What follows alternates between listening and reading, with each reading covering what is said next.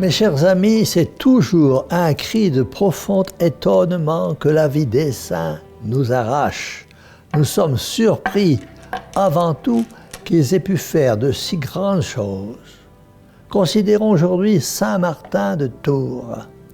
Le grand Saint Martin est l'apôtre, le thaumaturge des Gaules, c'est-à-dire une partie de ce qu'on appellerait la France, au IVe siècle.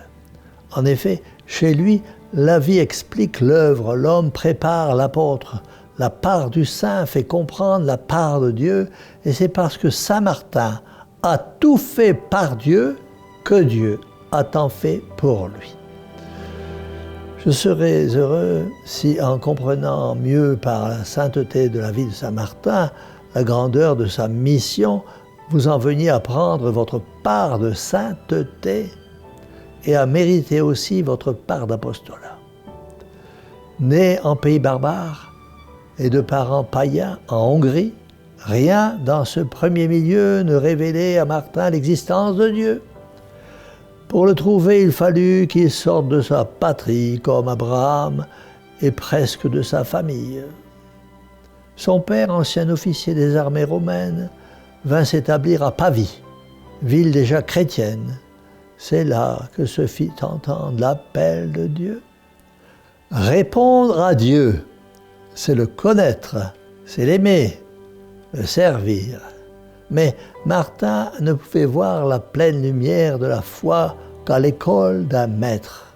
À 12 ans, il se présente au catéchuménat et écoute avec ardeur la parole de l'évêque Athanase. Il vivra de cette première leçon toute sa jeunesse, jusqu'à l'armée, où il choisit pour un temps un autre maître. Il est plus dur de se renoncer soi-même qu'à tout le reste. Devenu moine et évêque, il eut ce complet renoncement nécessaire à toute volonté au service d'une grande cause. Mes chers amis, le propre du dévouement absolu n'est pas dans des élans parfois héroïques, mais sans suite. Il requiert une persévérance sans faiblesse, une ténacité sans dureté, un oubli constant de soi qui permet de braver les orages, en pliant quelquefois, mais sans rompre jamais. Les frères de Saint Martin, du Saint moine Martin, lui disaient souvent « Nous savons, Père, que vous ne désirez que Jésus-Christ. » Il est vrai que Martin attirait toutes les âmes à Jésus-Christ, malades, prisonniers, pécheurs. Il voulait toujours conquérir les âmes pour les attacher à Jésus-Christ. Le partage de son manteau porte d'Amiens symbolisera à tout jamais sa générosité pour les pauvres qu'il rencontra sur son chemin. À sa mort à 80 ans, il consentait encore une fois de plus pour servir les âmes, à reculer le jour de la récompense éternelle, à prolonger sa vie bien longue et des travaux bien durs. Ces dernières paroles restent comme une épitaphe. C'est aussi une leçon pour nous. Je ne refuse pas le travail. Mes chers amis, à regarder Saint Martin de Tours, nous devons nous poser des questions.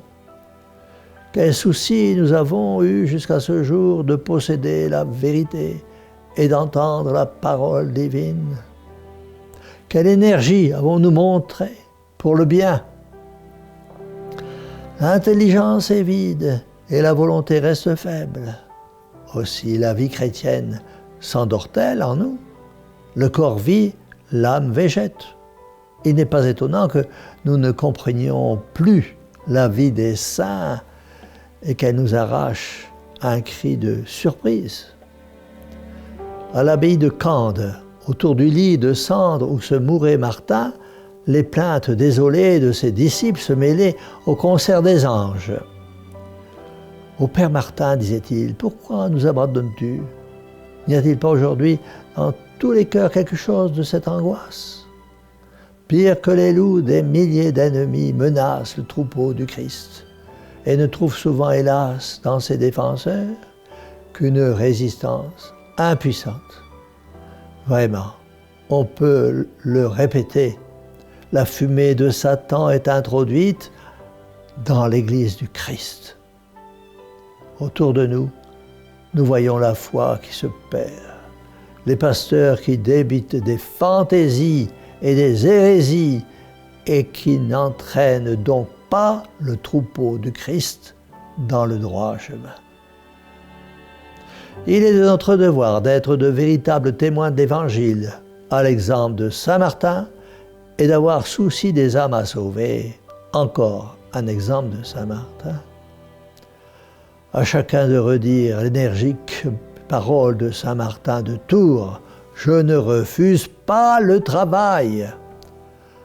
À nous, mes amis, de connaître, d'aimer, de servir Dieu de toutes nos forces.